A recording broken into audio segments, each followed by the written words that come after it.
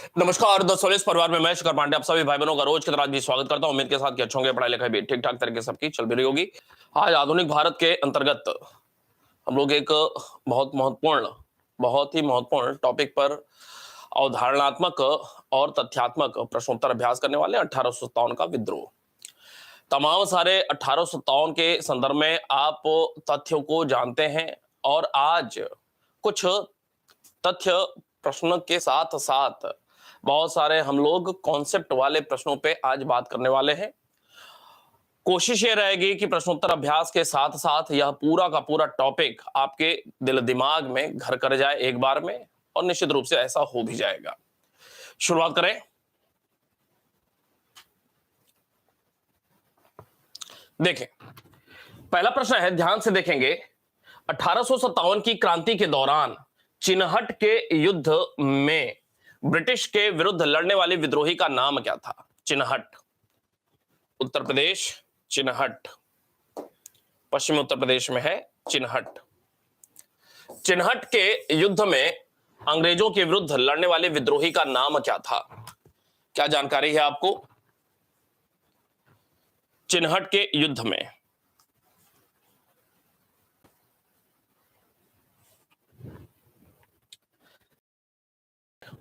चिनहट के युद्ध की बात हो रही है 1857 की क्रांति के दौरान। ये जो चिनहट का युद्ध हो रहा है, पहले तो आप में से अधिकांश लोग इसके बारे में नहीं जानते होंगे। ये जो चिनहट का युद्ध हो रहा है भाई, वह 1857 की क्रांति के अंतर्गत जून 1857 का समय था जब चिनहट का युद्ध देखने को मिल रहा है 1857 की क्रांति के दौरान। मेरठ 19वीं नेटिव इन्फेंट्री, ये जो मेरठ से सिपाही 10 मई को विद्रोह करते हुए जब यह दिल्ली पहुंचते हैं ना, और दिल्ली में बहादुर शाह जफर को अपना नेतृत्व प्रदान करते हैं, भारत का शासक घोषित करते हैं ना, तो इसी दिन से 1857 की क्रांति की शुरुआत हो रही है। 10 मई 1857। इसके पहले जो भी घटनाएं हुई, चाहे वह बंगाल में हो या अन्य क्षेत्रों में, वह विद्रोह की एक पृष्ठभूमि का निर्माण करती हैं। इसी कड़ी में जो मंगल पांडे की घटना हुई, 2 डेट हैं मंगल पांडे को लेकर के। एक 29 मार्च 1857 का। 29 मार्च 1857 को 34वीं नेटिव इन्फेंट्री बैरकपुर, 29 मार्च 1857 बैरकपुर बंगाल, 34 नेटिव इन्फेंट्री मंगल पांडे 2 अधिकारियों लेफ्टिनेंट बाग और जनरल ह्यूसन की गोली मार करके हत्या करते हैं। 29 मार्च 1857 की बात।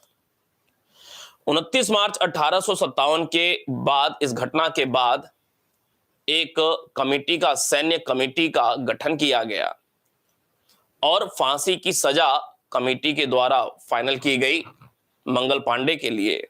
कुछ जगहों पे 9 मई लिखा हुआ है, कुछ जगहों पे अप्रैल, कुछ जगहों पे 9 अप्रैल लिखा हुआ है, कुछ जगहों पे 8 अप्रैल लिखा हुआ है। 8 अप्रैल को ही मान करके फिलहाल हम लोग चलेंगे। 8 अप्रैल 1857 को फांसी दे दी गई मंगल पांडे साहब को। तो ये तमाम जो घटनाएं हो रही हैं, वह पृष्ठभूमि का निर्माण कर रही हैं। मोटे तौर पे इस बात को आप स्वीकार कर लें, मान लें कि 10 मई 1857, हालांकि 9 मई को भी मेरठ में घटनाएं हुई थीं।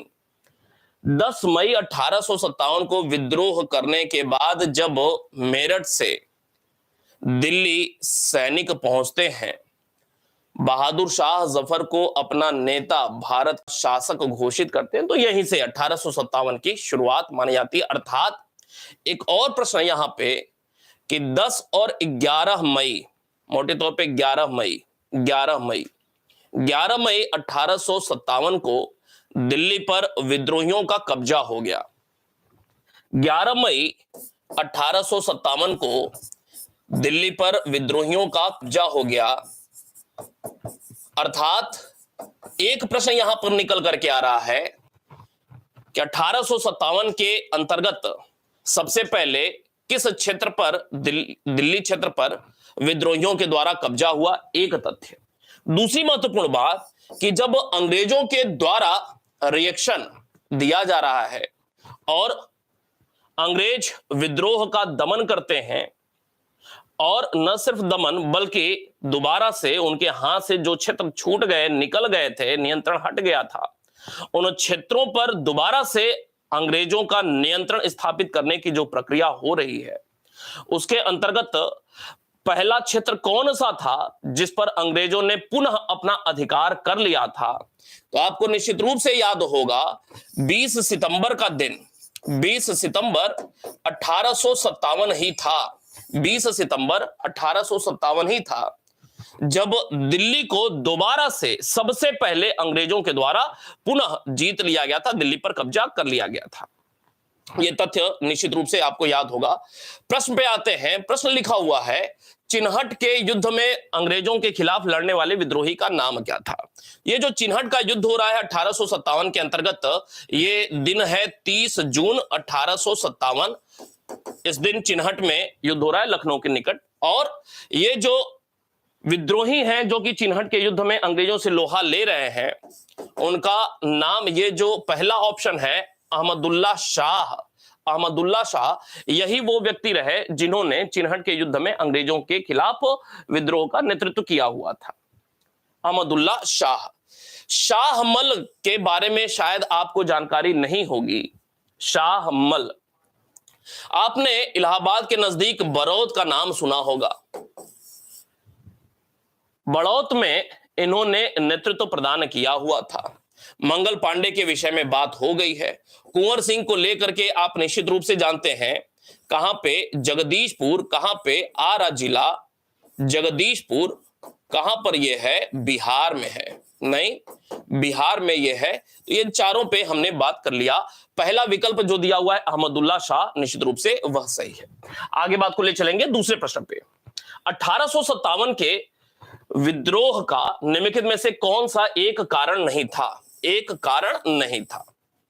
चर्बी युक्त कारतूसों का प्रयोग, यह तात्कालिक कारण के रूप में जाना जाता है, याद रखेंगे, यह तात्कालिक कारण के रूप में जाना जाता है। 1857 जब पढ़ते हैं और उसके कारण की जब बात करते हैं तो दीर्घकालिक कारण और तात्कालिक कारण दो भागों में बांट करके पढ़ा जाता है।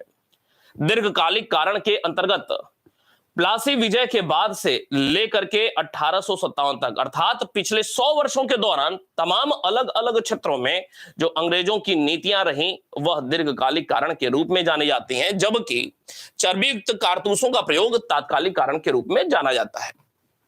यह निश्चित रूप से सही लिखा हुआ है। यह अफवाह फैली कि प्लासी युद्ध की शताब्दी पर 23 जून 1857 को ब्रिटिश शासन का अंत हो जाएगा। उम्मीद करता हूं शायद जानकारी नहीं होगी, लेकिन यह भी बिल्कुल तत्कालीन भारतीय समाज में यह भी बात फैल गई थी कि 100 साल अंधविश्वास का बहुत ज्यादा माहौल था। तत्कालीन समय में भारत में बहुत ज्यादा इन्वेंशन देखने को नहीं मिलते हैं, बहुत ज्यादा साइंटिफिक माइंडसेट लोगों का नहीं था, और इस प्रकार की अफवाह भी फैली कि अब 100 वर्ष पूरा होने वाला है। हालांकि आजकल भी, जैसे 2012 एक फिल्म बनी थी हॉलीवुड की, पृथ्वी का अंत हो जाएगा, बहुत सुपरहिट भी फिल्म रही, वैसे ही कुछ इस समय काल में 1857 में यह एक अफवाह फैली भारतीय समाज में कि 100 वर्ष पूरा हो रहा है और ब्रिटिश शासन का अंत हो जाएगा भारत से। ब्रिटिश शासन से सामान्य जन में असंतोष था। अंग्रेजों की तमाम सारे, चाहे वो सामाजिक क्षेत्र में हो, चाहे आर्थिक क्षेत्र में हो, चाहे धार्मिक क्षेत्र में हो, भारतीय जनमानस को ऐसा लग रहा था कि इनका हस्तक्षेप हमारे पुराने समाज के ताने बाने को छिन्न भिन्न कर रहा है। यह भी विकल्प बिल्कुल सही है। इसका मतलब डी ही गलत होगा, कारण नहीं होगा। यह भविष्यवाणी कि ब्रिटिश शासन के अंत के साथ कलयुग का अंत होगा और राम राज्य फिर से आ जाएगा, इस प्रकार की कोई अवधारणा देखने को नहीं मिलती है। ठीक है भाई, इस प्रश्न का डी विकल्प सही नहीं होगा मुख्य कारण में। निम्नलिखित में से किसके बारे में यह माना गया कि वह 1857 में अंग्रेजों के विरुद्ध षड्यंत्रकारी सन्यासियों और फकीरों का नेता था? सन्यासियों और फकीरों का नेता था। मंगल पांडे, जीनत महल, बहादुर शाह जफर, नाना साहब पेशवा। ये जो नाना साहब पेशवा हैं, आपको निश्चित रूप से याद होगा कि यह भाई साहब जो बाजीराव द्वितीय अंतिम मराठा पेशवा थे, जिनको निर्वासित कर दिया गया था कानपुर के निकट बिठूर में, एक जागीर अंग्रेजों ने दे दी। ये जो तीसरा आंग्ल मराठा युद्ध हुआ था 1818 में, बॉम्बे प्रेसिडेंसी की स्थापना होती है, मराठा परिसंघ भंग कर दिया जाता है 1818 में तीसरे आंग्ल मराठा युद्ध के दौरान। उसके बाद अंतिम जो मराठा पेशवा थे बाजीराव द्वितीय साहब, उनको निर्वासित कर दिया जाता है कानपुर के निकट बिठूर में, और उन्हीं के दत्तक पुत्र थे नाना साहब, और नाना साहब को ही विद्रोही सन्यासियों और फकीरों का नेता कहा जाता था। यह एक तथ्य है, निश्चित रूप से याद रखेंगे। चौथे प्रश्न में बात करेंगे महारानी विक्टोरिया की उद्घोषणा, जो कि 1818 की बात है। विक्टोरिया, रानी विक्टोरिया इस समय महारानी थी इंग्लैंड की, का उद्देश्य क्या था? अर्थात 1858 में जो महारानी विक्टोरिया के द्वारा घोषणा जारी किया गया था, जिसे लॉर्ड कैनिंग ने इलाहाबाद में पढ़ा हुआ था, उसमें कौन कौन सी बातें देखने को मिलती हैं? भारतीय राज्यों को ब्रिटिश साम्राज्य में मिलाने के किसी भी विचार का परित्याग करना, भारतीय प्रशासन को ब्रिटिश क्राउन के अंतर्गत रखना, भारत के साथ ईस्ट इंडिया कंपनी के व्यापार का नियमन करना, कौन सा सही विकल्प दिया हुआ है, बताएंगे? ए अर्थात 1 और 2 निश्चित रूप से बिल्कुल सही है, क्योंकि ये तीसरी बात तो निश्चित रूप से गलत लिखा हुआ है ना। ईस्ट इंडिया कंपनी के व्यापार को नियमन करने की बात अब 1833 के बाद तो देखने को नहीं मिलती है। 1833 में चाय और जो चीन के साथ व्यापार था, उसका नियमन, उसका रेगुलेशन अंतिम रूप से किया गया 1833 में, जबकि 1813 के चार्टर में व्यापारिक एकाधिकार को छीन लिया गया। अर्थात आर्थिक क्षेत्र में, व्यापारिक क्षेत्र में 1833 अंतिम रेगुलेशन था ईस्ट इंडिया कंपनी को लेकर के। एक नया तथ्य दिमाग में डाल लेना है, 1833 का जो चार्टर रहा ना, वह ईस्ट इंडिया कंपनी के लिए अंतिम चार्टर रहा आर्थिक व्यापारिक क्षेत्र में। 1833 से लेकर के 1857 तक का जो दौर रहा, या 1858 तक का, इन वर्षों में ईस्ट इंडिया कंपनी को भारत में सिर्फ प्रशासन संबंधी अधिकार दिए गए थे चार्टर के तहत। तो ये जो तीसरी बात लिखी हुई है वह निश्चित रूप से गलत लिखा हुआ है। पांचवें प्रश्न में बात करेंगे। पांचवा प्रश्न है 1857 के विद्रोह के कारणों के संदर्भ में निम्नलिखित में से कौन सा सही है? कारणों के संदर्भ में कारण पूछा जा रहा है। क्या वेलेजली की सहायक संधि भी एक कारण रही? अंग्रेजों द्वारा भारतीय रीति रिवाजों में हस्तक्षेप करना क्या कारण रहा? सैनिकों के साथ क्या भेदभाव पूर्ण व्यवहार जो किया जा रहा था वह कारण रहा? चर्बी वाले कारतूसों का प्रयोग? डी बता रहे हैं, मतलब चारों के चारों बिल्कुल सही हैं। ये जो 3 लिखा हुआ है ना, ये दीर्घकालिक कारण के रूप में शामिल होगा, जबकि ये जो चौथा लिखा हुआ है तात्कालिक कारण के रूप में देखने को मिलता है। चारों के चारों विकल्प बिल्कुल सही लिखे हुए हैं, डी विकल्प बिल्कुल सही होगा। छठे प्रश्न पे मिलान करना है, किस क्षेत्र में कौन से विद्रोही नेता थे? जल्दी करेंगे, ध्यान रखेंगे। अब इस प्रकार के प्रश्न छोटी परीक्षाओं के लिए तो महत्वपूर्ण है, बड़ी परीक्षाओं के लिए नहीं महत्वपूर्ण है। बिरजिस कादिर कहां जाएंगे? लखनऊ जाएंगे। कुंवर सिंह कहां जाएंगे? जगदीशपुर जाएंगे। लियाकत अली इलाहाबाद एंड बनारस जाएंगे। लियाकत अली इलाहाबाद और बनारस, अर्थात 3 1 4 2 3 1 4 2 बी विकल्प बिल्कुल सही है। अगले प्रश्न पे बात करेंगे। 7वां प्रश्न है 1857 के विद्रोह के संदर्भ में निम्नलिखित कथनों पर विचार करें।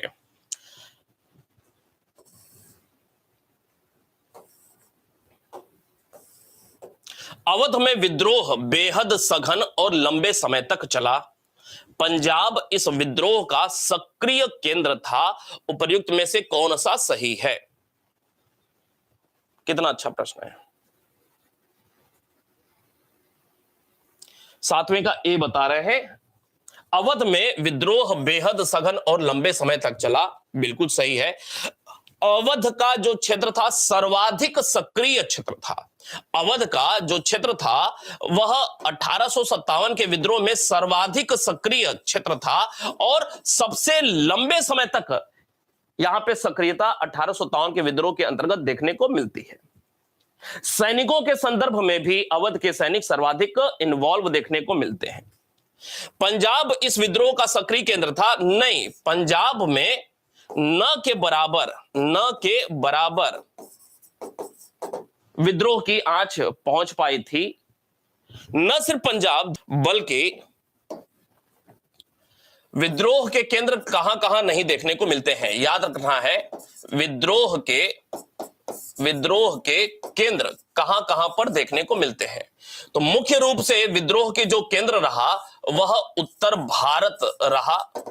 उत्तर भारत और उत्तर भारत में भी उत्तर प्रदेश कह लें एंड बिहार कह लें। बिहार में भी कौन सा? सारा का सारा बिहार नहीं, जो पश्चिमी बिहार है वही पश्चिमी बिहार। उत्तर प्रदेश पूरी तरह से इन्वॉल्व है, जबकि मध्य भारत का जो क्षेत्र था वह भी इन्वॉल्व देखने को मिलता है। विद्रोह के केंद्र नहीं थे में याद रखना है कौन से केंद्र नहीं थे। उत्तर की अगर बात किया जाए तो नॉर्थ में कश्मीर में हालांकि गुलाब सिंह के द्वारा थोड़ा बहुत प्रयास जरूर किया गया था। कश्मीर में गुलाब सिंह राजा के द्वारा कुछ न कुछ प्रयास जरूर किया गया था, लेकिन पूरे कश्मीर में यह व्याप्त नहीं था, थोड़ी सी व्याप्तता देखने को मिलती है। इसके अलावा पंजाब बिल्कुल सुनसान था विद्रोहियों के संदर्भ में। पंजाब की बात हो गई। पश्चिम में, पूरब में बंगाल कह लें, बंगाल बिल्कुल खाली था, न के बराबर यहां पे स्थिति थी। इसके अलावा दक्षिण भारत पूरी तरह से, साउथ इंडिया पूरी तरह से खाली था। आगे बात को ले चलेंगे। प्रश्न पूछा हुआ है कि अवध में विद्रोह बेहद सघन और लंबे समय तक चला। निश्चित रूप से ये जो पंजाब इस विद्रोह का सक्रिय केंद्र था, नहीं, पंजाब तनिक भी सक्रिय केंद्र नहीं था। और यही रीजन है कि जो दिल्ली में पुनः अंग्रेजों का अधिकार हो रहा है, अंग्रेजों का पुनः जो अधिकार हो रहा है, वह दिल्ली में सेना मुख्य रूप से कहां से भेजी जा रही है विद्रोह को दबाने के लिए? पंजाब, चूंकि सक्रिय नहीं था, पंजाब दिल्ली से नजदीक था, तो पंजाब से ही ब्रिटिश सैनिकों को लगा करके दिल्ली में विद्रोह का जो दमन किया जा रहा है सितंबर 1857 में, तो मुख्य रूप से किसकी भूमिका थी? पंजाब से ही ब्रिटिश सैनिकों को लगा करके दिल्ली में दमन किया जा रहा था। आगे बात को ले चलेंगे, क्या हो जाएगा, कौन सा सही है? केवल एक सही है। 8वें प्रश्न पे देखें, एक तरफ चित्रकार लिखा हुआ है और चित्र लिखा हुआ है, कौन सा सही सुमेलित है? ये दो चित्रकारों के नाम लिखे हुए हैं और इनके द्वारा जो चित्र बनाए गए वो लिखा हुआ है। समझेंगे, जब भारत में 1857 का विद्रोह हो रहा था, तो 1857 के विद्रोह को दबाने के लिए अंग्रेजों की ओर से प्रयास भी हो रहे हैं, दमन के कार्य भी हो रहे हैं, और यह पूरा का पूरा मामला लंदन में छाया हुआ था। उस समय काल में पूरा का पूरा मामला लंदन में छाया हुआ था, और लंदन के जो ब्रिटिश जनमानस था, जो लंदन या इंग्लैंड की जनता थी, लोकल वहां की जनता, इंग्लैंड की जनता थी, जो कि स्वतंत्रता, समानता, बंधुत्व वाली भावना से प्रेरित थी। आम लोग इस भावना से प्रेरित थे, और उनके दिमाग में यह बात डालने के लिए कि भारत में भारतीय गलत कर रहे हैं, इस वजह से अंग्रेजों को मजबूर होकर के दमन का काम करना पड़ रहा है। और इस बात को इंग्लैंड में जस्टिफाई करने के लिए कुछ चित्रकारों के द्वारा कुछ चित्र प्रदर्शनी लगाई गई, चित्र बनाए गए। इंग्लैंड के जनमानस को जस्टिफाई करने के लिए कि अंग्रेज भारत में जो कर रहे हैं दमन की कार्रवाई बिल्कुल सही कर रहे हैं। क्यों? क्योंकि मजबूर है वो यह काम करने के लिए, क्योंकि पहले गलती भारतीयों के द्वारा की गई और भारतीयों के द्वारा जो कुछ गलत प्रयास किए गए अंग्रेजों के विरुद्ध, उस बात को जस्टिफाई करने के लिए इंग्लैंड में कुछ चित्रकारों के द्वारा चित्र बनाए गए, प्रदर्शनी लगाई गई, जिनमें एक नाम है फेलिस बिएतो, जिनकी चित्र का नाम था सिकंदराबाग।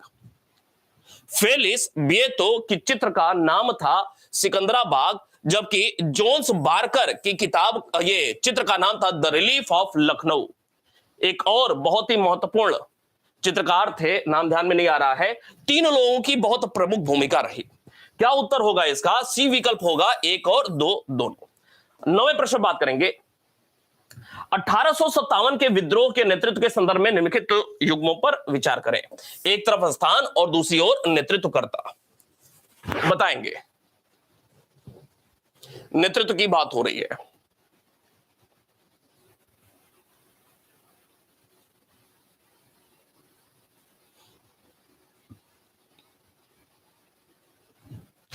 छोटा नागपुर क्षेत्र कोल आदिवासी गोनू, ये बिल्कुल सही लिखा हुआ है। छोटा नागपुर क्षेत्र में आदिवासी जो नेता थे वो थे गोनू, मोनू नहीं है, गोनू है। छोटा नागपुर क्षेत्र में कोल आदिवासी, कौन से आदिवासी? कोल आदिवासी नेता है गोनू। आरा क्षेत्र में जमींदार कुंवर सिंह, कानपुर क्षेत्र में नाना साहब। कौन सा सही है? ये तीनों के तीनों सही है, डी विकल्प बिल्कुल इसका सही होगा। 10वें प्रश्न बात करेंगे 1857 के विद्रोह के समय भारत में गवर्नर जनरल कौन था? आसान सा प्रश्न है। लॉर्ड कैनिंग भारत में तत्कालीन गवर्नर जनरल थे। मिलान करना है, एक तरफ विद्रोह का केंद्र और दमनकर्ता, कौन कौन से दमन करने वाले अधिकारी थे।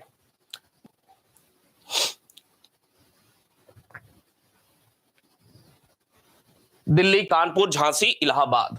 एक ठीक है। दिल्ली में हडसन और निकोलसन, किसकी मृत्यु हो गई थी? निकोलसन मारा गया था या हडसन मारा गया था? बताएंगे जरा। निकोलसन की मृत्यु हुई थी या हडसन की मृत्यु हुई थी? निकोलसन की मृत्यु हुई या हडसन की मृत्यु हुई थी? याद रखना है, निकोलसन मारा गया था। विद्रोह के दमन के अंतर्गत किसकी मृत्यु हुई थी दिल्ली में? अंग्रेज अधिकारी कौन था? निकोलसन, जिसकी मृत्यु हो गई थी। हडसन ने बहादुर शाह जफर को कैद किसने किया था? हुमायूं के मकबरे वाले प्रांगण से, दिल्ली स्थित हुमायूं के मकबरे वाले प्रांगण से किसने कैद किया था बहादुर शाह जफर को? और इनके बेटे और पोते को गोली मार दिया था किसने? हडसन ने मारा हुआ था। कानपुर में कौन था? कानपुर में कैंपबेल। इलाहाबाद में कौन? जनरल नील। झांसी में कौन? ह्यू रोज। ह्यू रोज के कथन के विषय में जानकारी होगी ही।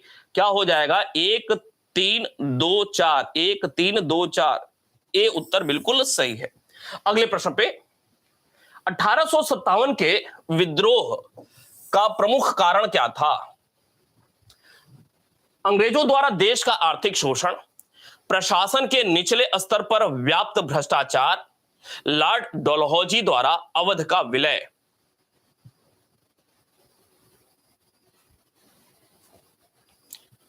डी उत्तर बता रहे हैं और निश्चित रूप से बिल्कुल तीनों बातें ही सही लिखी हुई हैं। अंग्रेजों द्वारा आर्थिक शोषण दीर्घकालिक कारण के रूप में, प्रशासन के निचले स्तर पर व्याप्त भ्रष्टाचार, तत्कालीन ब्रिटिश पुलिस ऐसी थी ना, लोग उसको घाव के समान मानते थे। कहीं पुलिस को देख भी लेते थे लोग, कोने कोने पकड़ लेते थे, अपने आप को दूर ही रखते थे, क्योंकि पुलिस तंत्र में बहुत ज्यादा भ्रष्टाचार देखने को मिलता है। लॉर्ड डलहौजी द्वारा अवध का विलय करना अपने आप में, अवध का विलय कब हुआ था भाई? अवध का विलय कब हुआ था? लिखेंगे 1854 या 56, एक बार में लिखेंगे। अवध का विलय कब हुआ था? 1854 या 56 या 1853। ये तीनों की तीनों बातें बिल्कुल सही लिखी हुई हैं। अगले प्रश्न बात करेंगे, अवध का विलय कब हुआ था? 1853, 54, 56। आंसर लिखेंगे। 1857 की क्रांति के धार्मिक कारणों के संबंध में कथनों पर विचार करें। क्रांति के धार्मिक कारणों के संदर्भ में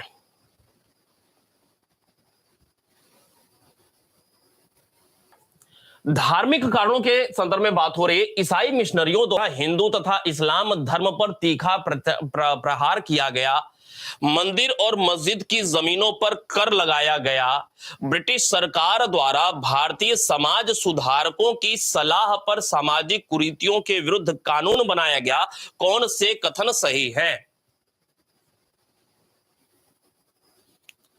कौन सा कथन सही है? डी बता रहे हैं, मतलब उपर्युक्त सभी सही है, मान ले।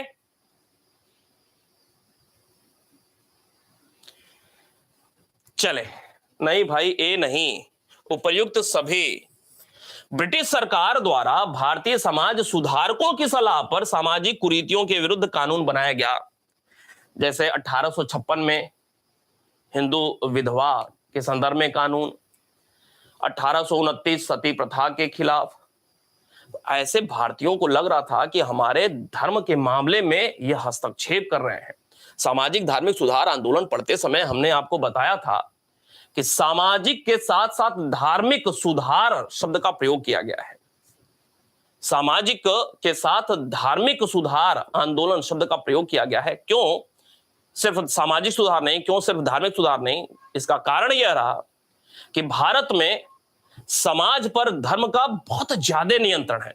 जैसे प्रश्न इतिहास में बनता है ना, निम्नलिखित में से कौन सा शासक था जो कि कुरान के नियमों पर आधारित प्रशासन चलाता था दिल्ली सल्तनत में, इस्लामी नियम कानून को फॉलो करता था? एफएसटी के संदर्भ में बात होती है। निम्नलिखित में से कौन था जिसने उलेमाओं को दरकिनार करते हुए शासन चलाया था? अलाउद्दीन खिलजी की बात आती है, कुछ हद तक एमबीटी की बात आती है।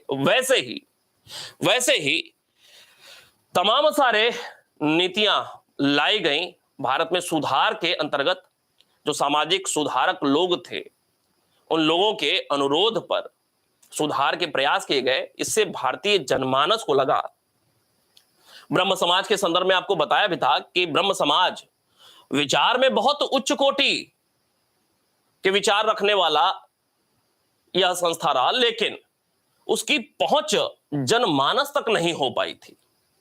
अपनी बातों को जनमानस तक नहीं ले पाए, अर्थात एक खाई बनी रह गई थी। उच्च शिक्षा प्राप्त लोग थे और जो परंपरागत भारतीय समाज था उसके विकास की भले ही योजना थी इन लोगों के पास, लेकिन आम भारतीयों को समझा पाना उनके लिए मुश्किल भरा रहा। तो भारतीय ऐसा मानते थे कि अंग्रेज नीति बना करके हमारे धर्म और समाज की परंपरागत ताना बाना में सेंध मार रहे हैं। यह निश्चित रूप से एक कारण रहा। मंदिर और मस्जिदों की जमीनों पर कर लगाना, यह भी लगातार वर्षों से प्रक्रिया चल रही थी। ईसाई मिशनरियों द्वारा तीखा प्रहार करना हिंदू मुस्लिम संस्थाओं पर। आगे बात करेंगे। 1857 के विद्रोह का तात्कालिक कारण क्या था? धार्मिक कारण था, आर्थिक था, राजनीतिक था या सामाजिक था?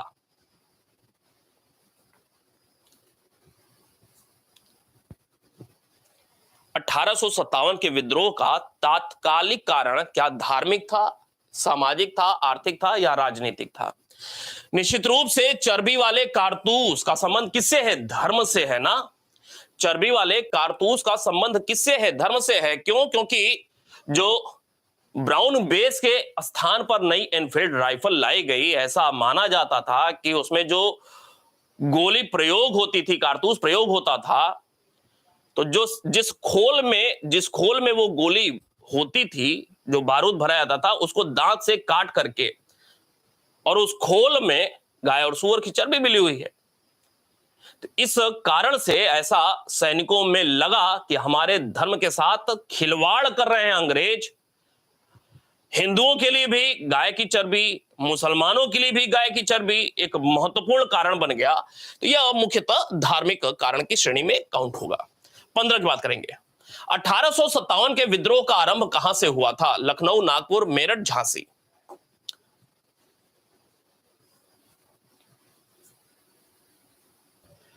लखनऊ, नागपुर, झांसी और मेरठ। कहां से हुआ था? आसान प्रश्न है। कहां से? मेरठ से इसकी शुरुआत हो रही है। निम्नलिखित कथनों पर विचार करें। मंगल पांडे ने ग्वालियर विद्रोह किया था। 1857 के विद्रोहियों ने बहादुर शाह जफर को भारत का बादशाह घोषित किया था। तो भाई मंगल पांडे ने ग्वालियर में विद्रोह नहीं किया था, बल्कि बैरकपुर में विद्रोह किया था। कहां पर? बैरकपुर। 34वीं नेटिव इन्फेंट्री के यह भारतीय सैनिक थे। यह गलत लिखा हुआ है, दूसरा सही लिखा हुआ है। उत्तर क्या हो जाएगा? बी, केवल 2। 17 की बात करेंगे। दिल्ली में प्रतीक रूप में विद्रोहियों के नेता बादशाह बहादुर शाह जफर थे, परंतु वास्तविक नियंत्रण एक सैनिक समिति के हाथों में था। इस समिति का प्रमुख कौन था? आसान तथ्य है। बख्त खां जे। बख्त खां को लेकर के 2 बातें बता रहा हूं, समझिएगा। बख्त खां अर्थात दिल्ली में बहादुर शाह जफर के सहयोगी कौन थे? बख्त खां थे। बख्त खां को लेकर के 2 बातें जो आप नहीं जानते हैं। 1857 के विद्रोह के दौरान दिल्ली में विद्रोह को मजबूती प्रदान करने के लिए इन्होंने बरेली से तमाम सैनिकों को इकट्ठा करके कहां लाया? दिल्ली लाया। एक तथ्य। कहां से? बरेली से, मेरठ से नहीं, बरेली से।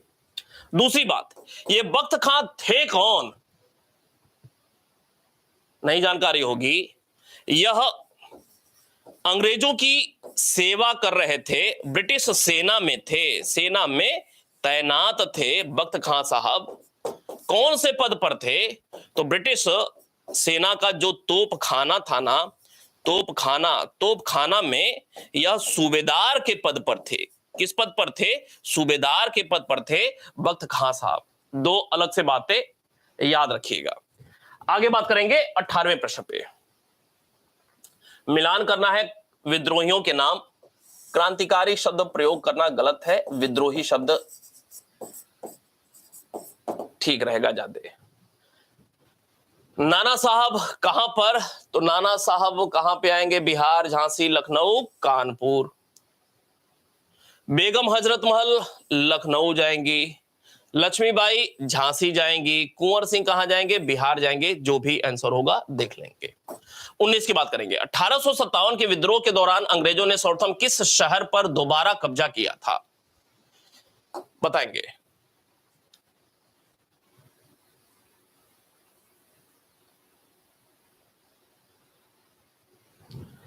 कहां पर भाई दोबारा से कब्जा किया था? दिल्ली कब्जा किया था। 20 सितंबर का आपको डेट शुरुआत में ही बताया था, 1857। अगले प्रश्न पे। 1857 के विद्रोह में किन भारतीय शासकों ने विद्रोह को कुचलने के लिए अंग्रेजों का साथ दिया था? भारतीय शासकों ने विद्रोह को कुचलने के लिए अंग्रेजों का साथ दिया था।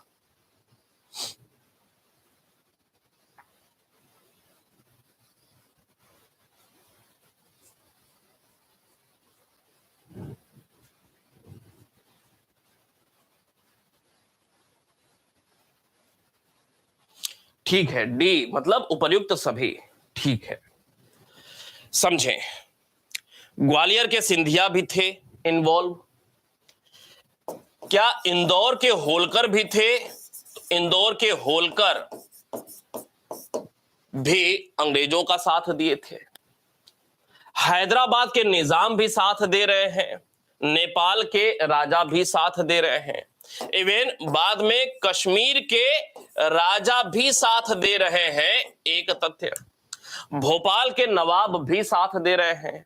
और तथ्य, जोधपुर के राजा भी साथ दे रहे हैं, नाभा के राजा भी साथ दे रहे हैं, जिंद के राजा भी साथ दे रहे हैं, पटियाला के राजा भी साथ दे रहे हैं, आदि के राजा।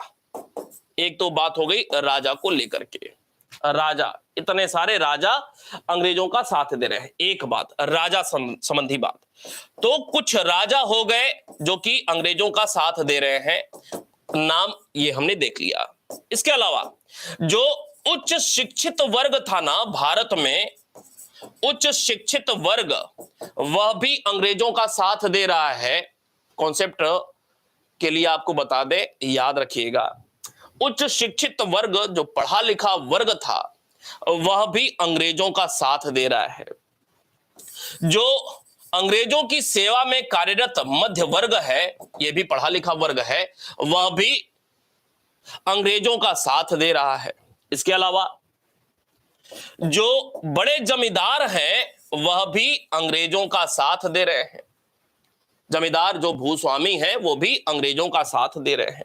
जो व्यापारी हैं बड़े बड़े, वह अंग्रेजों का साथ दे रहे हैं। क्यों? क्योंकि अंग्रेजों के साथ उनका उठना बैठना था, व्यापारिक संबंध है, व्यापार को नुकसान नहीं पहुंचाया जा सकता था। ये कुछ ऐसे वर्ग थे जो कि अंग्रेजों का साथ दे रहे हैं, जिसकी वजह से अंग्रेजों में उत्साह। केनिंग ने कहा भी था ग्वालियर के सिंधिया के संदर्भ में, अगर सिंधिया साथ नहीं दिया होता तो हमें कल ही बोरिया बिस्तर बांधना पड़ जाता। इस प्रकार की बात केनिंग कह रहे हैं ग्वालियर के सिंधिया के लिए। तो ये तमाम सारे वर्ग थे जो कि अंग्रेजों का साथ दिए थे और भारत में 1857 का विद्रोह प्रथम राष्ट्रीय आंदोलन के तौर पे जो जाना जाता है, निश्चित रूप से वह फेल कर गया था। 21 की बात करेंगे। 1857 के विद्रोह की असफलता के प्रमुख कारण क्या थे? यह भारतीय समाज के सभी अंगों तथा वर्गों को अपने प्रभाव में नहीं ले सका। यह विद्रोह भारत के सभी भागों में नहीं फैल सका। विद्रोह सत्ता पर अधिकार के बाद लागू किए जाने वाले सामाजिक विकल्प से रहित था। विद्रोहियों का अति राष्ट्रवाद की भावना से प्रेरित होना। कितना अच्छा प्रश्न है।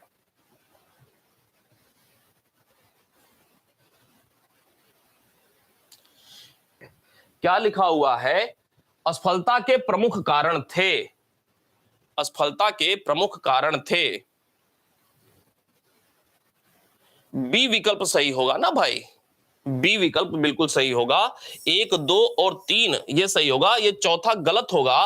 विद्रोहियों का अति राष्ट्रवाद की भावना से प्रेरित होना, क्योंकि 1857 का जो समय है ना, भारत में राष्ट्रवाद की कोई संकल्पना अभी व्याप्त नहीं थी।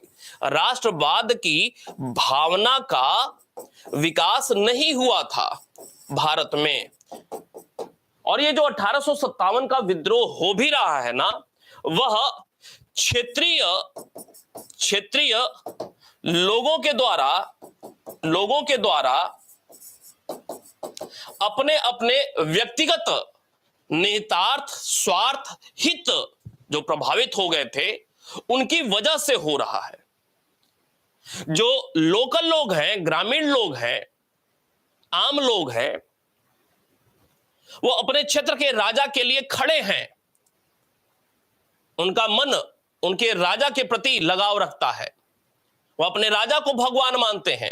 अगर राजा संकट में है तो उस क्षेत्र के, अब झांसी की रानी संकट में है, किला संकट में है, पदवी संकट में है, तो निश्चित रूप से झांसी के सारे लोग झांसी की रानी को अपनी रानी मानते हैं, राजा मानते हैं, भगवान मानते हैं, उनके पीछे पीछे खड़े हैं, विद्रोह करेंगे।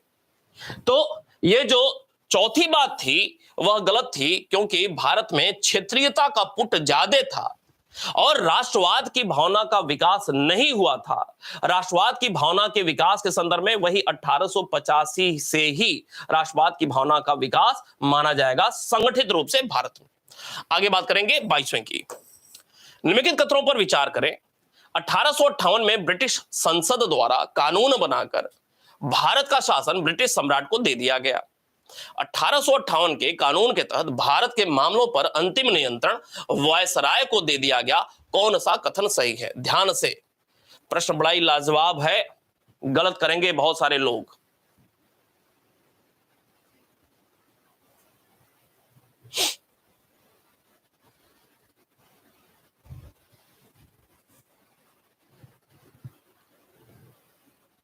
कौन सा सही है?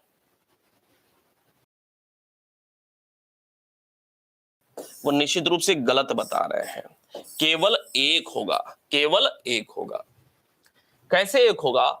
देखते हैं। 1858 में ब्रिटिश संसद द्वारा कानून बनाकर भारत का शासन ब्रिटिश सम्राट को दे दिया गया, अर्थात कंपनी के हाथ से निकल करके ब्रिटिश क्राउन के हाथ में चला गया। क्राउन के हाथ में जाना का मतलब क्या है? क्राउन के हाथ में जाने का मतलब शासन कौन कर रहा है? भाई वो तो मोहर है ना, मोहर है सिर्फ, शासन संसद ही कर रही है, समझिएगा। 1858 का एक्ट पारित हुआ और इसके पहले क्या स्थिति थी? इसके पहले भारत का शासन कौन चला रहा था? तो भारत का शासन या तो बोर्ड ऑफ डायरेक्टर्स कह ले, बोर्ड ऑफ डायरेक्टर्स कह ले, इनकी देख रेख में किसके द्वारा? बोर्ड ऑफ कंट्रोल के द्वारा यह शासन संचालित किया जा रहा है। नहीं, बोर्ड ऑफ कंट्रोल के हिसाब से भारत का शासन चल रहा है। 1858 के एक्ट में क्या हुआ? बोर्ड ऑफ कंट्रोल को भंग कर दिया गया, बोर्ड ऑफ डायरेक्टर्स समाप्त हो गए और अब इनके स्थान पर क्या हुआ? ब्रिटिश क्राउन के हाथ में शासन चला गया, के हाथ में शासन चला गया। एक बात, जब ब्रिटिश क्राउन के हाथ में चला गया तो ब्रिटिश क्राउन ने अपना प्रतिनिधि नियुक्त किया। अब जो गवर्नर जनरल था वह क्या हो गया? वॉइस राय हो गया, प्रतिनिधि हो गया, वॉइस राय हो गया।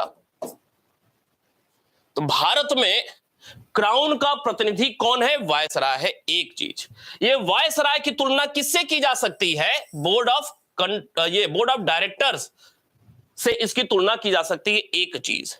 लेकिन ये मुख्य संचालन कौन कर रहा है? अंतिम नियंत्रण कौन कर रहा है? बोर्ड ऑफ कंट्रोल कर रहा है, 1784 वाला। अब बोर्ड ऑफ कंट्रोल की तुलना किससे की जा सकती है? अब इसकी बात देखेंगे। तो आपको याद होगा कि 1858 के अधिनियम के तहत ही 15 सदस्यीय एक काउंसिल की स्थापना की जाती है। भारत परिषद नहीं, भारत परिषद। और ये जो भारत परिषद है इसका प्रमुख कौन है? तो इसका प्रमुख है भारत सचिव स्टैनली। भारत सचिव इसका प्रमुख है। भारत सचिव जो है किसका प्रमुख है? भारत परिषद का प्रमुख है। और भारतीय परिषद ही भारत के प्रशासन का संचालन कर रहा है। भारत के प्रशासन का लंदन में बैठ करके शासन संचालन कर रहा है। भारत सचिव इसका प्रमुख है। भारत सचिव कैबिनेट का सदस्य होता था, एक बात। ब्रिटिश कैबिनेट का सदस्य होता था भारत सचिव, एक बात। और ये जो भारत सचिव है न सिर्फ कैबिनेट का सदस्य होता था बल्कि किसके प्रति जिम्मेदार होता था? तो यह जिम्मेदार होता था, अंतिम जवाबदेही किसके प्रति होती थी? संसद के प्रति होती थी। तो इसका मतलब अंतिम रूप से अब शासन कौन कर रहा है क्राउन के नाम पे? तो अंतिम रूप से शासन ब्रिटिश संसद कर रहा है क्राउन के नाम पर।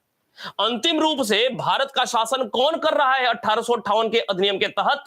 तो क्राउन के नाम पे अब ब्रिटिश संसद भारत का शासन संचालित कर रहा है अंतिम रूप से। इस प्रश्न में जो ये पहला विकल्प दिया हुआ था, कानून बनाकर भारत का शासन ब्रिटिश सम्राट को दे दिया, बिल्कुल सही बात है। 1858 के कानून के तहत भारत के मामलों पर अंतिम नियंत्रण वायसराय को नहीं बल्कि संसद को दे दिया गया था। संसद कानून बना करके भारत का संचालन करेगी। क्लियर है? आगे बढ़ जाएं।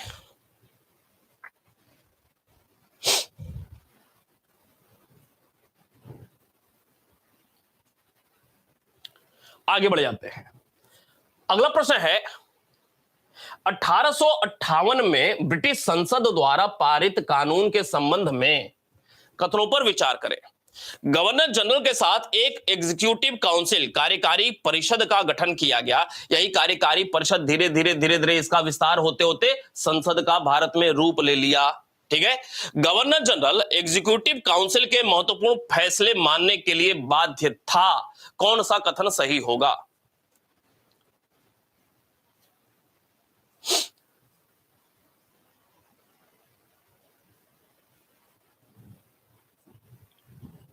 कौन सा कथन असत्य है? यह पूछ रहा है, कौन सा कथन असत्य है? केवल एक केवल दो, एक और दो, न तो एक न तो दो।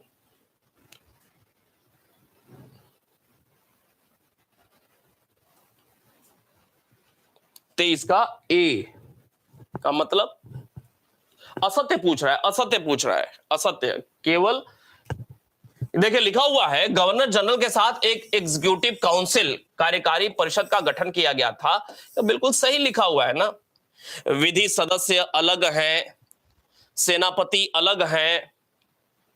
1773 रेगुलेटिंग एक्ट 4 सदस्यीय, 1784 3 सदस्यीय, वो सदस्य हैं कार्यकारी परिषद में। ठीक है, बात सही लिखा हुआ है। गवर्नर जनरल एग्जीक्यूटिव काउंसिल के महत्वपूर्ण फैसले मानने के लिए बाध्य था, यह गलत लिखा हुआ है। होता क्या था कि गवर्नर जनरल की जो कार्यकारी परिषद थी विथ गवर्नर जनरल सलाह मशवरे के बाद फैसले लिया करते थे। ये लोग फैसला लिया करते थे, अर्थात सर्वसम्मति से ये लोग कार्य किया करते थे। एक बात, लेकिन इनकी सलाह मानने के लिए बाध्य नहीं था। वह चाहे, गवर्नर जनरल चाहे तो वह कुछ अपने तरीके से नियम बना करके कुछ कार्य कर सकता था। यह सर्वसम्मति से निर्णय जरूर लिया जाना एक आम प्रचलन था, लेकिन अंतिम रूप से गवर्नर जनरल अपनी परिषद का कोई भी निर्णय मानने के लिए बाध्य नहीं होता था। यह दूसरा जो विकल्प लिखा हुआ है वो गलत है। सिर्फ और सिर्फ उत्तर होगा ए, केवल एक। ठीक है जी, बिल्कुल। आगे बात करेंगे 24वें की।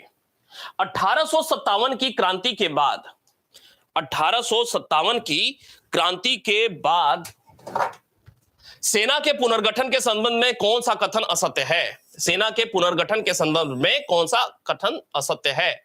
सेना का जो पुनर्गठन हो रहा है, पील कमेटी, नाम सुना होगा आपने, पील समिति या पील कमेटी के अनुशंसा पर पुनर्गठन हो रहा है, कौन सा असत्य है? सेना में भारतीयों के मुकाबले यूरोपियों का भाग बढ़ा दिया गया, बात बिल्कुल सही लिखा हुआ है।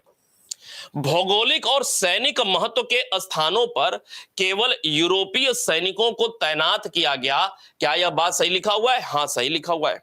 अधिकारी वर्ग में भारतीय सैनिकों को भी शामिल किया जाने लगा। भाई अब भेदभाव और ज्यादा किया जाएगा। महत्वपूर्ण पदों पर, अधिकारी पदों पर भारतीयों को शामिल नहीं किया जाएगा। सेना में भर्ती जाति, धर्म और क्षेत्र के आधार पर की जाने लगी। निश्चित रूप से यह बात भी सही लिखा हुआ है। सी विकल्प बिल्कुल गलत है। आगे बात करेंगे 25वें की। अंग्रेजों ने किन्हें लड़ाकू जाति घोषित किया? विद्रोह के बाद, 1857 के विद्रोह के बाद अंग्रेजों ने किन्हें लड़ाकू जाति घोषित किया था? अब अवध के सैनिक विद्रोही बने हुए हैं, अवध के सैनिकों को तो लड़ाकू जाति घोषित करके उनका मान सम्मान तो बढ़ाएंगे नहीं अंग्रेज, लेकिन जिन क्षेत्रों के सैनिकों का सहयोग प्राप्त हुआ निश्चित रूप से उन्हें सम्मान तो दिया जाएगा। पंजाबियों को, गोरखों को, पठानों को लड़ाकू जाति घोषित किया गया, लेकिन बिहारियों को, अवध के सिपाहियों को लड़ाकू जाति घोषित नहीं किया गया। इनको सेना से दूर रखने का प्रयास किया गया। विकल्प होगा 1, 3 और 4, बिल्कुल सही है, सी विकल्प। 26 की बात।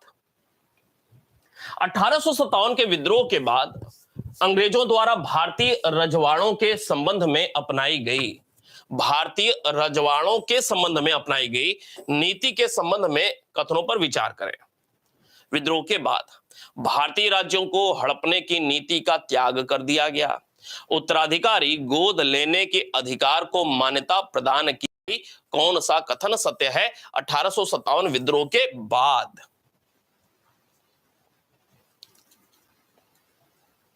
ध्यान से, जल्दीबाजी नहीं करेंगे, सही विकल्प का चयन करें। सी विकल्प 1 और 2 दोनों सही है। भारतीय राज्यों को हड़पने की नीति का त्याग कर दिया गया, रानी की घोषणा में यह शामिल था। महारानी विक्टोरिया की घोषणा 1858 में यह निश्चित रूप से शामिल था। उत्तराधिकारी गोद लेने के अधिकार को मान्यता प्रदान की गई, यह भी बात शामिल था। क्यों? क्योंकि तमाम सारे राजाओं ने 1857 विद्रोह को दबाने का सहयोग किया हुआ था। तो अंग्रेजों ने उन लोगों को पुरस्कृत करना शुरू किया जिन्होंने 1857 के विद्रोह को दबाने में मदद किया हुआ था अंग्रेजों की। तो राजाओं का सम्मान फिर शुरू किया गया और घोषणा पत्र में यह बात की गई कि अब और अधिग्रहण नहीं किया जाएगा। हालांकि कुछ एक मामलों में इस नीति को फॉलो नहीं किया गया। जमींदारों को पूरा दोबारा से मित्र बनाने का प्रयास किया जा रहा है, व्यापारियों को मित्र बनाने का प्रयास किया जा रहा है। 1857 के बाद जो सामाजिक सुधार और धार्मिक सुधार की प्रक्रिया चला रहे थे उससे पीछे हट जा रहे हैं, अपने आप को हटा रहे हैं अंग्रेज, क्योंकि अंग्रेजों का मानना था कि विद्रोह के कारणों में धार्मिक कारण एक बहुत बड़ी भूमिका में रहा।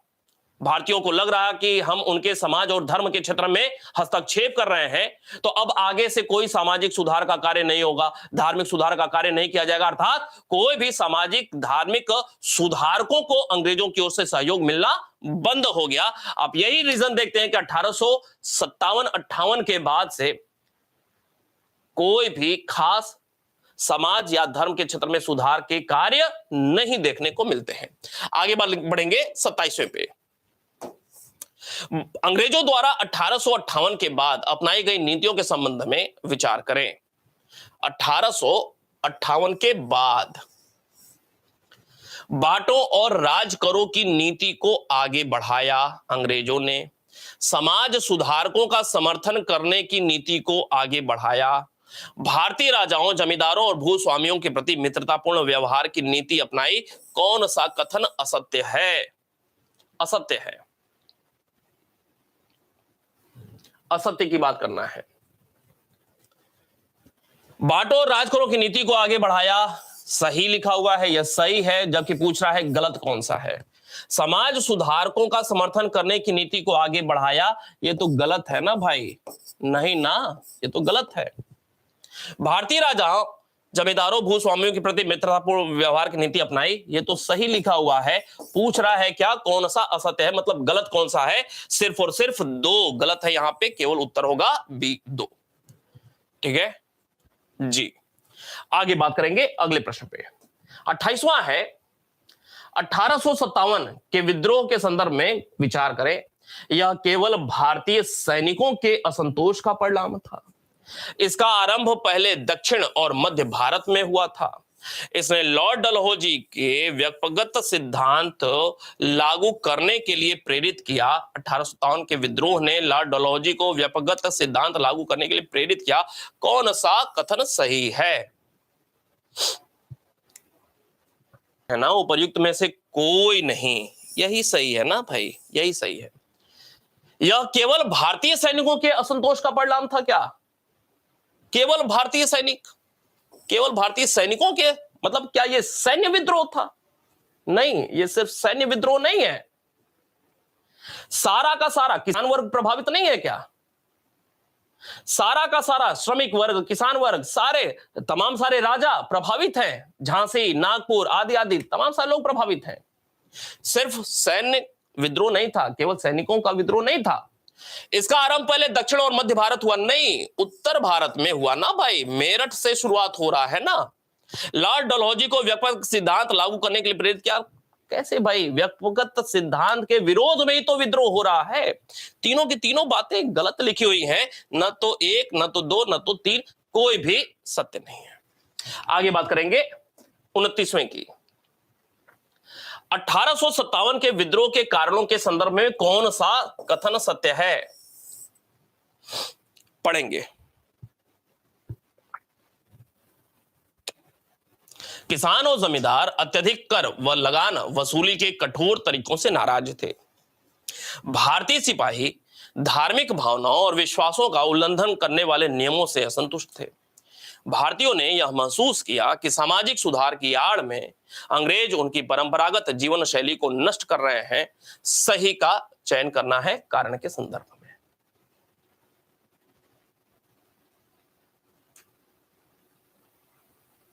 मतलब इधर आ गया है डी, इस वजह से क्या, ये भी सही है, ये भी सही लिखा हुआ है और ये भी सही लिखा हुआ है, सारे के सारे विकल्प सही लिखे हुए हैं भाई। ठीक है, ठीक है। अगले प्रश्न बात करेंगे 30वां। 1857 के विद्रोह के बाद महारानी की उद्घोषणा के संदर्भ में कथनों पर विचार करना है। इसने राज्य हड़प की नीति को समाप्त कर देशीय राजकुमारों के अधिकारों को मान्यता प्रदान की। कानून का संचालन करते समय भारतीय लोगों के अधिकारों, रीति रिवाजों तथा प्रथाओं पर विचार किया जाना था। इसने सरकारी सेवाओं में भारतीयों की भागीदारी को प्रतिबंधित कर दिया। किसकी बात हो रही है? महारानी की घोषणा की बात हो रही है, ध्यान में रखेंगे। 1857 विद्रोह के बाद महारानी की जो घोषणा हो रही है, क्या उसमें ये सारी बातें लिखी हुई हैं? महारानी की घोषणा में क्या सारी बातें हैं? कौन सा सही है वो बताना है।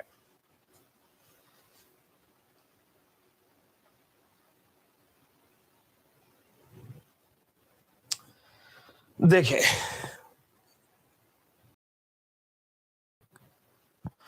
इसने राज्य हड़प की नीति को समाप्त कर दिया और राजकुमारों के अधिकारों को मान्यता प्रदान की। निश्चित रूप से यह बात सही लिखा हुआ है। कानून का संचालन करते समय भारतीय लोगों के अधिकारों, रीति रिवाजों तथा प्रथाओं पर विचार किया जाना था, यह बात लिखा हुआ था महारानी की घोषणा में। क्या वो ऐसा कानून नहीं बनाया जाएगा जिससे भारतीय हित प्रभावित हो रहा है, भारतीय प्रभावित हो रहे हैं, भारतीयों को अच्छा नहीं लग रहा है, वैसा कोई नियम कानून बनाया नहीं जाएगा। सरकारी सेवाओं में भारतीयों की भागीदारी को प्रतिबंधित कर दिया, यह प्रतिबंधित नहीं किया जा रहा है, प्रतिबंधित नहीं किया जा रहा है, प्रतिबंधित नहीं किया जा रहा है, बल्कि यह कहा गया महारानी की घोषणा में कि कानून का समान संरक्षण और नियम कानून में अंग्रेज भारतीय सभी लोग बराबर होंगे कानून के समक्ष, कानून सबके लिए बराबर होगा, इस प्रकार की बात की जा रही है। समझ रहे हैं? क्या विकल्प होगा इसमें? जी, 3 गलत है, 3 गलत है। महारानी की घोषणा एक लोक लुभावन घोषणा थी, भारतीयों को अपने साथ जोड़ने की। बहुत बड़ा विद्रोह हो चुका है, भारतीयों पे दोबारा से पकड़ बनानी है, खुश करना है, भारतीयों को खुश करना है।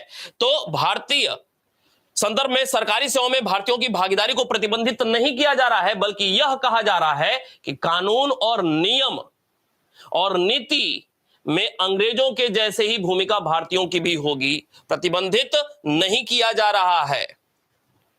कौन सा होगा इसमें विकल्प? केवल 1 और 2, तीसरा गलत है। सी विकल्प बिल्कुल सही होगा, 1 और 2। ठीक है, आगे बात करेंगे। 1857 की क्रांति के पश्चात ब्रिटिश नीति में आए परिवर्तनों के संदर्भ में विचार करें। क्रांति के पश्चात ब्रिटिश नीति में आए परिवर्तन, हिंदू वर्ग का समर्थन प्राप्त करने के स्थान पर अब मुस्लिम वर्ग के तुष्टीकरण की नीति अपनाई जाने लगी। बहुत सोच समझ करके, कॉन्सेप्ट वाला प्रश्न है, बहुत सोच समझ करके उत्तर करिएगा। भूस्वामियों और जमींदारों के प्रति विद्वेष की भावना में वृद्धि हुई। सरकार ने सामाजिक सुधारों से अपना समर्थन वापस ले लिया। कौन सा सही नहीं है? सही नहीं है, सही नहीं है।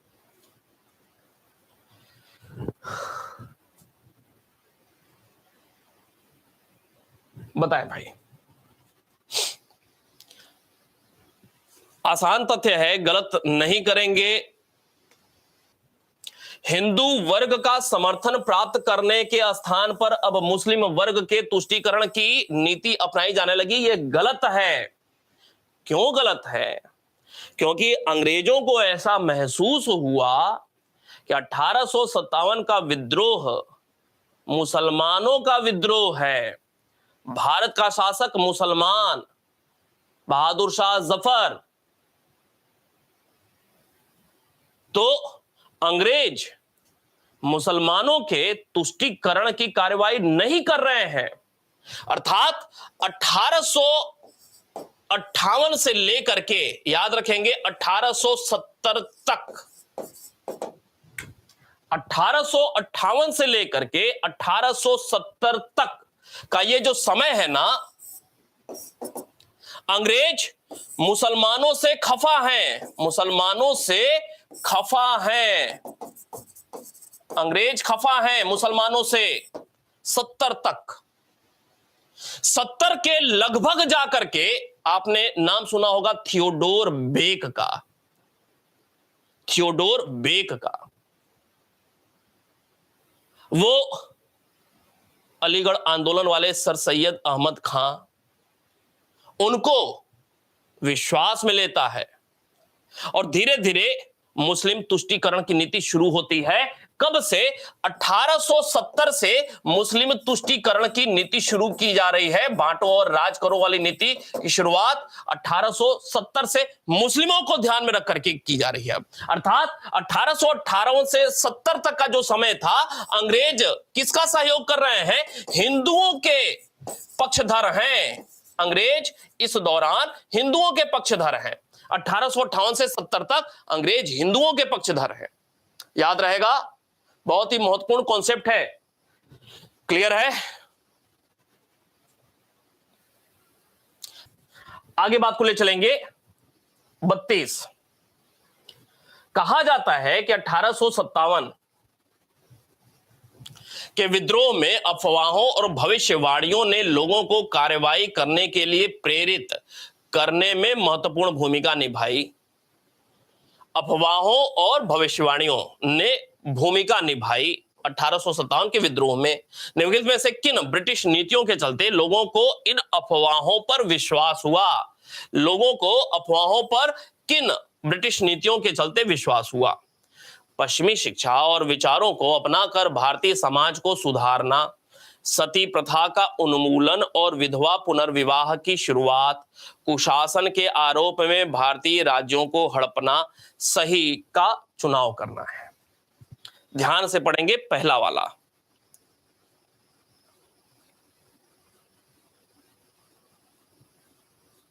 ध्यान से पढ़ेंगे पहला वाला।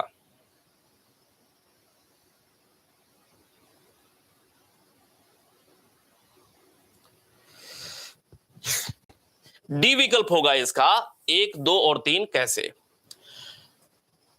ब्रिटिश नीतियों के चलते, इस प्रश्न का सार क्या है? प्रश्न का सार यह है, निम्नलिखित में से किन कारणों के आधार पर, निम्नलिखित में से किन कारणों के आधार पे 1857 का विद्रोह हुआ? यही इसका सार है। किस ब्रिटिश नीति के चलते 1857 का विद्रोह हुआ? मतलब यही है, पश्चिमी शिक्षा और विचारों को अपनाकर भारतीय समाज को सुधारना। यह प्रक्रिया कर रहे थे 1813 से ही अंग्रेज लोग। सती प्रथा का उन्मूलन और विधवा पुनर्विवाह की शुरुआत, यह भी प्रमुख कारण रहा। कुशासन के आरोप में भारतीय राज्यों को हड़पना, यह भी कारण रहा। यह तीनों की तीनों गतिविधियां देखने को मिलती हैं। डी विकल्प इसका सही होगा। 33 की बात करेंगे। 1857 के विद्रोह के संदर्भ में कौन सा सुमेलित है? विद्रोही नेता और केंद्र।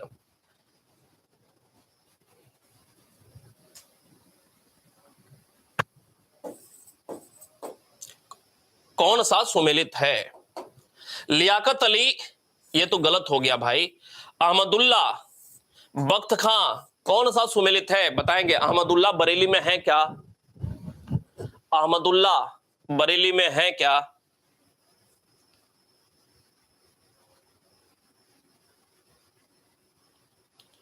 अहमदुल्ला बरेली में है क्या?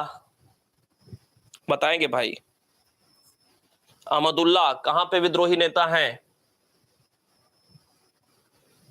स्थान लिखेंगे। अहमदुल्ला कहां पर विद्रोही नेता हैं? अहमदुल्ला फैजाबाद में। कहां पर भाई? फैजाबाद में विद्रोही नेता हैं। तो निश्चित रूप से यह भी गलत है। बख्त खां दिल्ली में है। क्या विकल्प होगा? सी होगा, केवल और केवल 3। ठीक है, सी। जी बिल्कुल, कुछ लोग बी भी लिख रहे थे। 34 की बात करेंगे। 1857 के विद्रोह के विषय में कौन सा कथन असत्य है? इस विद्रोह में सिंधिया, होलकर, निजाम, जोधपुर के राजा, पंजाब के सिख सरदार विद्रोह से अलग रहे, बल्कि इन्होंने अंग्रेजों की सहायता की थी। बात सही लिखा हुआ है। बंगाल और पंजाब के अधिकांश क्षेत्र इस विद्रोह से प्रभावित थे, यह गलत लिखा हुआ है, यही असत्य पूछ रहा है। लियाकत अली ने इलाहाबाद में विद्रोह का नेतृत्व किया, बिल्कुल सही लिखा हुआ है। ब्रिटिश कमांडर निकोलसन और हडसन ने दिल्ली को विद्रोहियों से मुक्त कराया था, यह बात बिल्कुल सही लिखा हुआ है। बी विकल्प इसमें गलत है। 35 की बात करेंगे। निम्नलिखित युग्मों में से कौन सा सही सुमेलित नहीं है? सही सुमेलित नहीं है।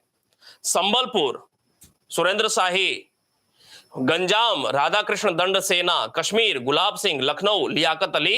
ये कश्मीर में गुलाब सिंह ठीक है, गंजाम उड़ीसा, राधाकृष्ण दंड सेना निश्चित रूप से ही है, संबलपुर सुरेंद्र शाही बिल्कुल सही है, लखनऊ हजरत महल या बिरजिस कादिर होगा, नहीं बिल्कुल सही। अगले प्रश्न में बात करेंगे 36वां। लखनऊ में 1857 के संग्राम का नेतृत्व किसने किया था? तो बेगम हजरत महल ने किया हुआ था। बेगम हजरत महल के द्वारा लखनऊ में विद्रोह का नेतृत्व किया जा रहा है। 37 1857 की क्रांति के नेताओं में से किसका वास्तविक नाम रामचंद्र पांडुरंग था? तो भाई तात्या टोपे, जो कि नाना साहब के सहयोगी थे, सेनापति थे, नाना साहब के सेनापति थे तात्या टोपे, उनका नाम रामचंद्र पांडुरंग था। नेपाल लोग चले गए थे ना, बाद में फिर पकड़ लिए गए थे। आगे बात करेंगे। तात्या टोपे को जो मध्य प्रदेश में फांसी दी जा रही है ना, वही अंतिम घटना रही। 1857 के विद्रोह की अंतिम घटना, तात्या टोपे को जो फांसी दी जा रही है, वही अंतिम घटना रही। मंगल पांडे कहां के विप्लव से जुड़े हुए थे? तो मंगल पांडे का संबंध था बैरकपुर से। 39 मिलान करना है। झांसी कहां पे भाई? 4 नंबर लक्ष्मीबाई, लखनऊ, हजरत महल, कानपुर, अजीमुल्ला, फैजाबाद, अहमद शाह, मौलवी अहमदुल्ला, नहीं। आगे बात को ले चलेंगे। निम्नलिखित गवर्नर जनरल में से किसको दयालु अर्थात क्लीमेंसी कहा गया? दयालु अर्थात क्लीमेंसी कहा गया। किस गवर्नर जनरल को क्लीमेंसी अर्थात दयालु कहा गया? मतलब संदर्भ क्या है इसका?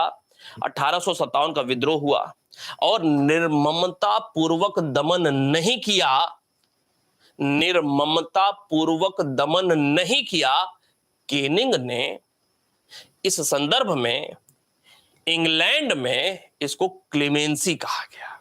क्या कहा गया? क्लेमेंसी अर्थात दयालु। किसको कहा गया? लॉर्ड केनिंग को लंदन में, इंग्लैंड में, कि भारतीयों की गलती की वजह से अंग्रेजों को बहुत नुकसान हुआ भारत में, भारतीयों की गलती की वजह से। इसके बावजूद केनिंग ने मजबूती का परिचय देते हुए भारतीयों के साथ निर्ममता पूर्वक व्यवहार नहीं किया। इस वजह से इंग्लैंड में क्लीमेंसी कहा गया। किसको? लॉर्ड केनिंग को। देखते हैं, ये कुल 40 प्रश्न थे 1857 को लेकर के।